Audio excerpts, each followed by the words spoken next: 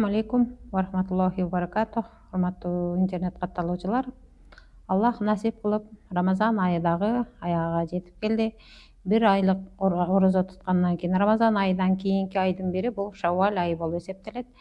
Ошо орозого улай эле Шаввал айында дагы ким эгер 6 күндүк орозону тута турган болсо, бул айда ошол 2 айлык соопту ээси болот. 2 ай орозо туткандын ордуна ээлейт.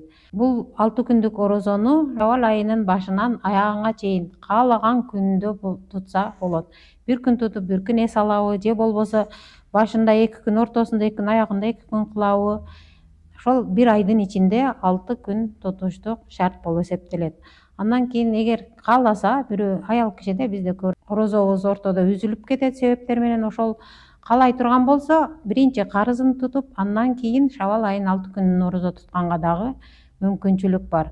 Аллах насип кылып, ошол айттан кийин дагы бул орозону айт бүткөндөн кийин дагы кайтара орозо тутса боло берет. Азыр эле мага бирөө суроо берди эле, ошол айттын эртеси күнү тутса болбойт экен го, айттан кийин майрам экен го деп айтышты эле. Жок, айтты бир күн эле оозуңузду ачып, айтты майрам кылып, андан кийин эле эртеси күндөн кайрадан орозоңузду тутуп улай бергенге мүмкүнчүлүк бар. Аллах бардыгыбызга мына ушундай чоң мүмкүнчүлүк берген, орозолорду тутканга тафик берсин, мүмкүнчүлүк берсин.